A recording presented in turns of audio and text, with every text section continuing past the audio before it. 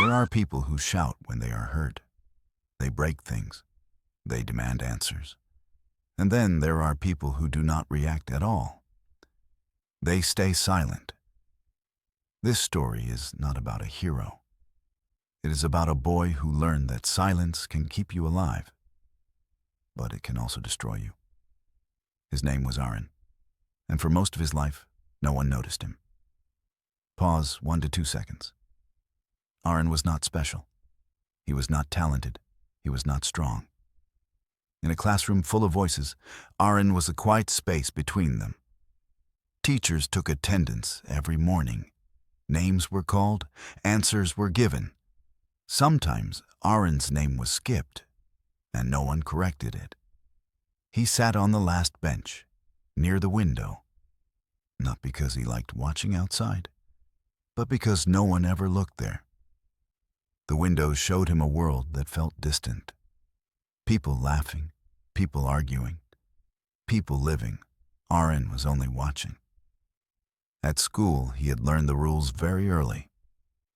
If you stay quiet, people lose interest. If you react, they come back stronger. So Aaron chose silence.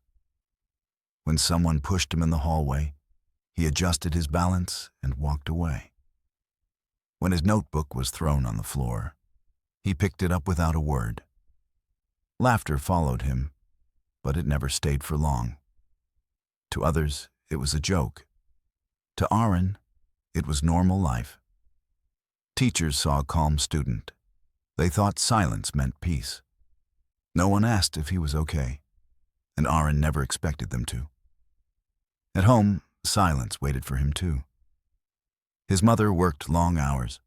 She left early and returned late. When she smiled, it was tired. When she spoke, it was short. Did you eat? Finish your homework. I'll be late again. Aaron nodded. He never complained, because he believed something very strongly.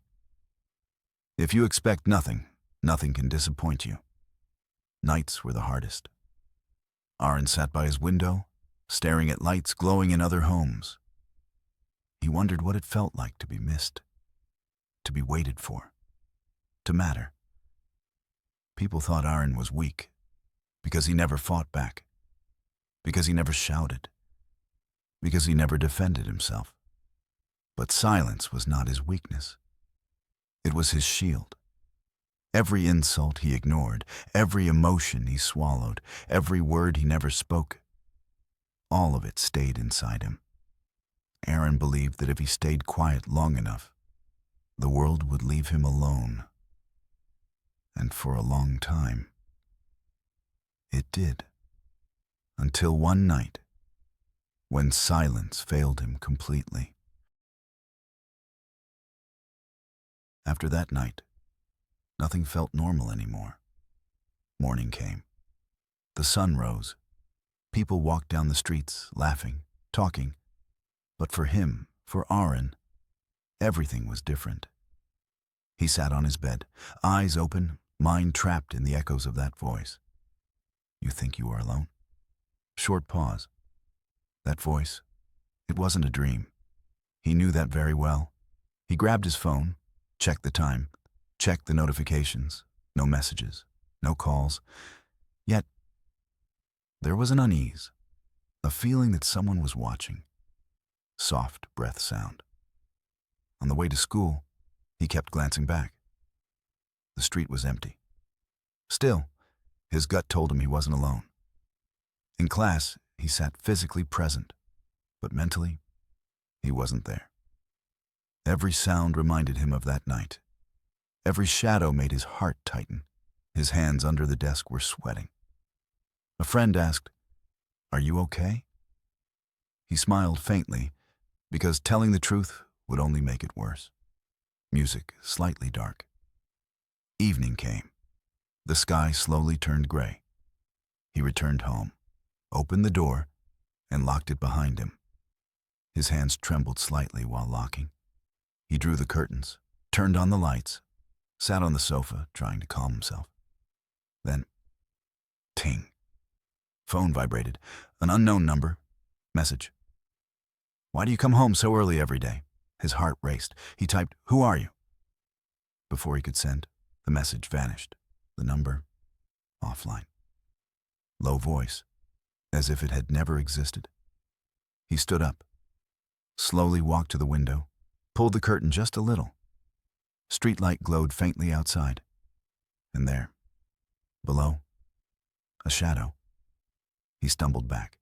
His heart pounded so loudly he thought the neighbors could hear it. Then, the phone vibrated again. This time, one line. "Make sure your curtains are closed properly." A dead silence. Tears welled in his eyes.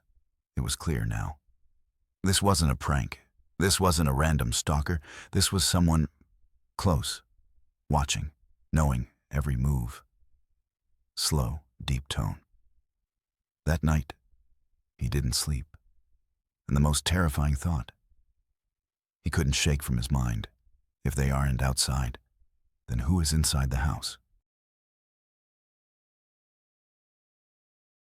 Rain fell harder that night than it ever had before.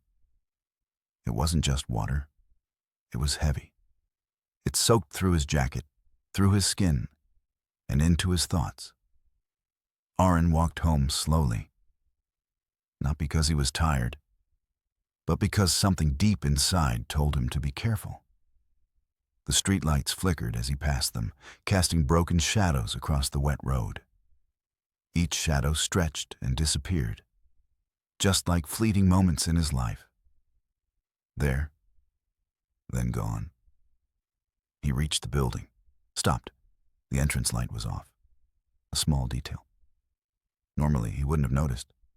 But tonight, his instincts screamed danger. Aaron climbed the stairs carefully. Each step echoed, louder than it should. Second floor, third floor. When he reached his apartment door, he noticed it was slightly open, just a few inches, enough to feel wrong. Aaron froze. Time slowed. Everything seemed distant, muted, unreal. His hand hovered near the door, hesitating between pushing it open or running away. He chose to enter. The hinge creaked softly. Inside, the apartment was silent. Too silent. Then the smell hit him. Metal, sharp, unfamiliar. Aaron's heart sank, each beat heavier than the last. His shoes touched something wet. He looked down. The floor was dark, shiny. His breath caught. "Mom?" The word barely escaped. No answer. He stepped forward. The living room was a disaster. Chairs overturned, tables shattered, drawers pulled out and emptied. And there, in the corner, lay his mother. She wasn't moving. Aaron's body froze. He did not scream. He did not cry. He could barely breathe. Slowly, he knelt beside her. Her skin was cold, too cold. And he understood the truth, before his mind allowed it. Something inside him broke, quietly, completely. The world narrowed to that room, that silence, that irreversible moment. Later, when the police arrived, their voices were distant, almost surreal. Questions blurred together. Did she have enemies? Was anything stolen? Do you know who could have done this? Aaron answered automatically. Or maybe he didn't answer at all. What he remembered most was the look exchanged between two officers. Quick, dismissive. "Looks like a robbery gone wrong," one said. Aaron looked around. Drawers opened, electronics untouched, money still in place. This was not a robbery. Aaron knew it. Slow, deep voice. Silence had protected him for years. But now it had taken everything. That night, he sat alone beside his mother's body. Hours passed. Morning light entered the room slowly. And in that pale light, Aaron finally whispered, "I will remember." Every face, every voice, every detail they thought that didn't matter. Silence had taken everything from him. And now, silence was about to give something back.